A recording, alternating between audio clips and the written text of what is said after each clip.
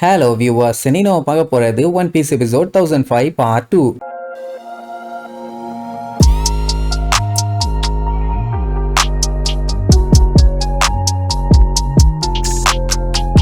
Open பண்ணா போன பாட்டுல மறுபடியும் அந்த குரங்கு மண்டையன் சண்டைக்கு வந்த உடனே லூஃபி பாத்தீங்கன்னா இறங்கி செஞ்சலான்னு முடிவு பண்ணிட்டான். அவன் அடிக்கடி எதுக்காக வந்தோம், ஏன் வந்தோம், எவ்வளவு வெறியோட வந்தோம், என்ன குறிக்கோளோட வந்தோன்னு எல்லாத்தையுமே மறந்துடுறான். சஞ்சய் தான் பொட்டனிலேயே 4 போட்டு எத்தனை டைம் தான் சொல்றது, வீணா போன விளக்கண்ணே உன் எனர்ஜியை வேஸ்ட் பண்ணாத, எதுவா இருந்தாலும் நாங்களே பாத்துக்கிறோன்னு அவன் கடுப்பாயிருவான். எவ்வளவு எனிமீஸை தான் நீ அடிச்சு காலி பண்ணுவ, நல்லா உடனே காலி பண்ணிடுவேன்பா. சஞ்சய் காண்டாயி நான் 10 செகண்ட்லயே காலி பண்ணிடுவேன்பா. மொத்தத்துல இவனுக்கு 2 பேரும் அவனுங்களை ஒரு மனுஷனா கூட மதிக்கல. அவனுங்க டிஸ்கஸ் பண்றானுங்க, இப்படி காலி பண்ணிடுவோம் அப்படி காலி பண்ணிடுவோன்னு. அதை கேட்டுட்டு அப்படியே பேயடிச்ச மாதிரி முழிப்பானுங்க. என்னடா இது, இவ்வளவு கொடூரமா வந்து நின்னுமே இப்படி கேவலப்படுத்துறானுங்களேன்னு. ஒன்னு லூஃபிங்க, நீ 10 செகண்ட்னா நான் 7 செகண்ட்லயே முடிப்பேன்பா. ஜிம்பை பார்த்துட்டு இவனே எப்போ இப்படித்தான் இப்படியே சண்டை போட்டுக்கிட்டே இருக்கட்டும்னு அவன் சண்டையை கிளம்பிட்டான். அவன் வரான்னு தெரிஞ்சவன அந்த கொரிலா மண்டையன் பாஞ்சு வந்து ஒரு பஞ்சு வைப்பான். நம்மால ஃபிஷ் கராத்தேன்னு ரிட்டன் ஒரு பஞ்சு தான் வைப்பான். தெரிச்சு போய் விழுந்தா பரவாயில்ல, சீலிங்க பிச்சுக்கிட்டு போயிட்டான். பிக் மாமையே தூக்கி அடிக்கிற ஆளு நம்மாலு. அப்படி வச்சு பார்க்கும்போது இவனுங்க எல்லாம் டம்மி பீஸுங்க. சுத்தி இருக்கவனை எல்லாம் பார்த்துட்டு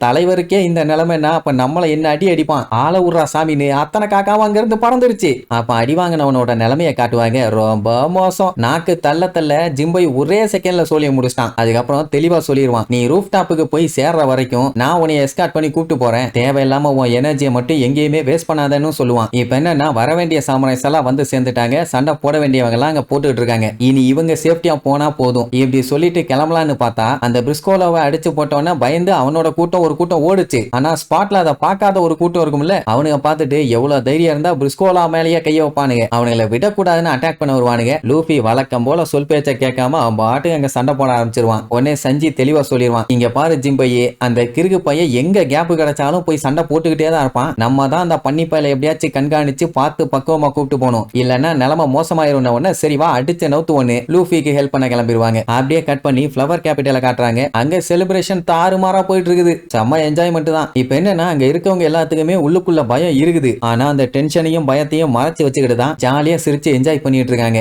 ஒண்ணு அந்த கைடோ தோத்துட்டானா இதுக்கப்புறம் இவங்களுக்கு விடிவு காலம், இல்லன்னா இதுக்கப்புறம் இவங்களுக்கு சாயங்காலம் தான். ஐ மீன் ஆப்பு வைக்க போறான்னு சொல்ல வந்தேன். அவங்களுக்கு இன்னுமே நம்பிக்கை இருக்குது. கண்டிப்பா கொசுகி சாம்ராய்ஸ் இவங்க கண்ட்ரியை என்னைக்காச்சும் ஒரு நாள் காப்பாத்துவாங்கன்னு. அதுக்காண்டி ஓடனோட உருவத்தெல்லாம் ரெடி பண்ணி வச்சு இவங்க தூக்கிட்டு திரிவாங்க. ஆமா, இந்த மாதிரி எல்லாம் பண்ணா அவனுக்கு சும்மா இருக்க மாட்டானுங்களே, எப்படி விட்டுட்டு இருக்கானுங்க. எல்லாருமே பார்ட்டிக்கு வந்துட்டா கூட அவன் ஆளுகள்ல கொஞ்சம் பேர் கூட வாங்கி இல்லாம இருப்பானுங்க. சரி என்னமோ ஒண்ணு. இப்போதைக்கு இந்த பொதுமக்கள் என்ன பண்ணாலும் அதை கேட்கறதுக்கும் தடுக்கிறதுக்கும் ஆளுங்க யாரும் இல்ல. அப்படியே கட் பண்ணி இந்த பில்டிங் எல்லாம் கட்டுவானே ஆணி மூக்கேன், அதான் பிராங்கி கூட வேலை பார்த்தானே அவனோட முதலாளி. அவன் ஜாலியா சரக்கு அடிச்சுட்டு உட்கார்ந்துட்டு இருக்கும்போது ஒரு குட்டி பொண்ணு, இங்க பாருங்க ஆணி மூக்கா, எங்க அப்பா எனக்காண்டி இந்த கேண்டி ஆப்பிள் வாங்கி கொடுத்தாங்கன்னு காட்டுவா. கண்டிப்பா டேஸ்ட் நல்லா இருக்கும், சாப்பிட்டு சாப்பிட்டுனோன்னா அந்த குட்டி பொண்ணு என்ஜாய் பண்ணுவா. அந்த டைம் அந்த குட்டி பொண்ணோட அப்பா வந்துருவானா. உடனே அவங்க 2 பேரும் ஜாலியா உட்காந்து சரக்கு அடிச்சுக்கிட்டே அப்படியே பழைய விஷயத்தெல்லாம் பேசுவாங்க. அட மேட்டர் என்னன்னா ஃபயர் ஃபெஸ்டிவல் எப்பவுமே ரொம்ப ஜாலியா என்ஜாய் பண்ற மாதிரி இருக்கும். ஆப்வியஸ்லி இப்போ என்ஜாய் தான் பண்றாங்க. ஆனா யாரும் நிம்மதியா இல்ல. இன்னைக்கு என்ஜாய் பண்ணாலும் நாளைக்கு ஏதாச்சும் பஞ்சாயத்து வந்துருமோன்னு பயம் இருக்கத்தான் செய்யும். அப்ப அவனுக்கு பாத்தீங்கன்னா சுக்கியாக்கியும் ஓடணும் இன்னுமே உயிரோடு இருக்காங்கிற ஒரு ஃபீலிங். அந்த குட்டி பொண்ணோட ஆசை என்னன்னா இந்த நாள் இன்னையோட முடியாம எப்பவுமே இருந்தா எவ்வளவு நல்லா இருக்கும் அப்படிங்கிற மாதிரி சொல்லுவா. எங்கேயாச்சும் இந்த குட்டி பொண்ணுக்கு அது இதுன்னு வாங்கி கொடுக்க அவங்க அப்பா இருக்காங்க, ஜாலியா என்ஜாய் பண்ணிட்டு இருக்கான். அங்க ஒட்டமான ஒரு குட்டி பொண்ணு சாப்பாடே இல்லாம படாத பாடுபட்டு இருக்கா. அப்புறம் அந்த எபிசு கிராமம் அது இதுன்னு சில பல கிராமத்தெல்லாம் நாசம் பண்ணி வச்சிருப்பாங்களே, அவங்க எல்லாம் இன்னைக்குதான் நிம்மதியா நல்ல தண்ணியை குடிக்கிறாங்க. அதுவே அவங்களுக்கு பெரிய ஃபெஸ்டிவல் மாதிரி இருக்குது. அப்ப யோசிச்சு பாருங்க எந்த அளவுக்கு அப்ப மோசமான நிலைமையில இருக்காங்கன்னு. அது மட்டும் இல்லாம இன்னைக்கு ஃபேக்டரி எல்லாத்துக்குமே ஹாலிடே விட்டுட்டானுங்க. அதான் அத்தனை பேரும் அங்க ஒண்ணு கூடிட்டானுங்களே விருந்து மருந்துன்னு. அதனால காத்தும் நல்லா சுத்தமா வருது. இந்த ஃபெஸ்டிவல் முடிகிற வரைக்கும் தான் எல்லாம் ஜாலியா சரக்கு அடிச்சுக்கலாம், என்ஜாய் பண்ணிக்கலாம். முடிஞ்சிருச்சுன்னா அதுக்கப்புறம் எதுவும் பண்ண முடியாது. அதனாலயே இந்த ஒத்த நாளுக்காண்டி எல்லாம் வெயிட் பண்ணி என்ஜாய் பண்ணிட்டு இருக்காங்கன்னா பாருங்களேன். அதுலயும் நிறைய பேர்லாம் இந்த ஒரோச்சி நாய்க்கு மட்டும் கைடோங்கிற ஒரு பேக்கப் இல்லாம இருந்திருந்தானா நம்ம எல்லாம் செருப்பாலேயே அவனை அடிச்சு பத்திருக்கலாமேன்னு அவ்வளவு ஃபீல் பண்ணி அழுவானுங்க. அண்ட் இன்னொரு சந்தோஷமான விஷயம் என்னன்னா டெய்லி யாராச்சும் ஒருத்தங்க எதுக்காகவாச்சும் சாகத்தான் செய்யறாங்க. அந்த மாதிரி இன்னைக்கு யாருமே சாகல. அதை நினைக்கும் போதே அவ்வளவு சந்தோஷம். நாளைக்கு இந்த ஒரோச்சி வந்துட்டானா மறுபடியும் எல்லாத்தையும் ஆரம்பிச்சிருவான். நிம்மதியா ஒன்னும் பண்ண முடியாது.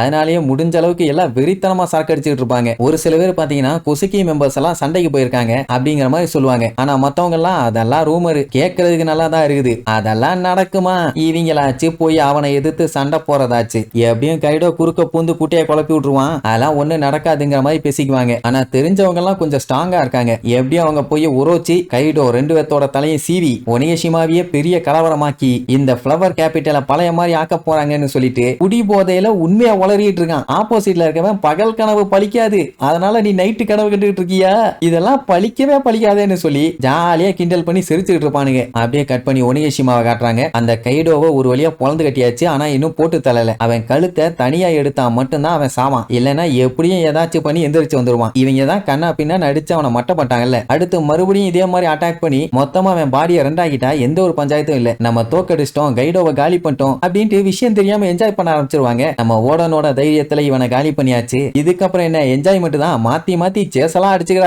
அலியனி லேண்ட் ஆஃப் ஆனோல நாளைக்கு விடிய போற விடியல் எல்லாரோட வாழ்க்கையிலயும் ஒரு பெரிய விடியலா இருக்க போகுது. அப்படி இப்படின்னு செலிப்ரேட் பண்ணலாம் ஆரம்பிச்சாச்சு. இன்னும் உடனே நீங்க எல்லாரும் ரொம்ப கஷ்டப்பட்டிருக்கீங்க, அதுக்கெல்லாம் ரொம்ப தேங்க்ஸ்னு சொல்ல வரும்போது அஷுரா வாய மூடு, இன்னும் மொத்தமா வேலை முடியல, அதுக்குள்ள செலிப்ரேட் பண்ணாதீங்கம்மா. எனக்கு தெரிஞ்சு இவன் மட்டும்தான் உருப்படியா யோசிச்சிருக்கான். என்னன்னா அவன் தலைய தனியா வெட்டி எடுத்துட்டு அதுக்கப்புறம் செலிப்ரேட் பண்ணுவோம், எதுக்கு இந்த வேண்டாத வேலை என்ன. சரி அதுவும் ரைட்டு தான்ட்டு நேரா அவன் பக்கத்துல போனா இந்த டிராகன் பாடி மட்டும் அப்படியே எந்திரிக்குது. அவங்கிட்ட எந்த ஒரு ரெஸ்பான்ஸுமே இல்ல. பட் பேசுற சவுண்டும் கேட்கும். நீங்க சண்டை போடும்போது உங்களோட ஷேடோல கொசுக்கி ஓடன பார்த்தேன்னு சொல்லுவான். அவ்வளவுதான் பேய் அடிச்ச மாதிரி ஆயிடுவானுங்க. என்னடான்னா கைடோ மறுபடியும் பேக் டு த ஃபார்ம். இப்ப மேட்டர் என்னன்னா அவனுக்கு இதே இடத்துல செத்தா கூட கவலை இல்லையா. ஏன்னா அந்த கொசுகி ஓடன் போட்ட ஸ்கார் வந்து இன்னுமே அவனுக்கு வலிச்சுட்டு இருக்குது. சொல்ல போனா அந்த அவமானத்தை அவனால தாங்கிக்க முடியல. அப்படி அவமானமா இருந்தா மருந்து வாங்கி குடிச்சிட்டு மல்லாக்க கவுந்தரணும். அப்படி இல்லையா நல்லா கபா கபான்னு எரியிற நெருப்புல கூச்சிட வேண்டியதான். அப்படி இல்லாம எதுக்கு இந்த வேண்டாத வேலை. ஆக்சுவலா கடைசியா நடந்த சண்டையில அந்த கிளவி மட்டும் இன்டர்ஃபியர் ஆகாம இருந்து அப்போ கைடோ ஜெயிச்சிருந்தானா இப்ப சந்தோஷமா இருந்திருப்பான். ஆனா அவ அந்த மொமனசுக்கேவா மாதிரி ஓடனை டைவர்ட் பண்ணதுனால தான் இப்ப இவன் ஜெயிச்சிருக்கான். அது அவனுக்குமே தெரியும். மறுபடியும் அவன் ஓடனை சண்டைக்கு கூப்பிட்டு இருப்பான். அப்படி ஒருவேளை கூப்பிட்டு தோத்துருவோமோன்னு உள்ளுக்குள்ள பீதியும் பயமும் இருக்கத்தானே செய்யும். ஆனா வெளியில காட்ட மாட்டான். பேசாம அவனை போட்டு தள்ளிடலான்னு போட்டு தள்ளிட்டான். ஆனா அதுக்கப்புறம் தான் உறுத்திக்கிட்டே இருக்குது. நியாயமா ஒண்டி கொண்டி சண்டை போட்டு ஜெயிச்சிருந்தா அதுல கிக்கே வேற.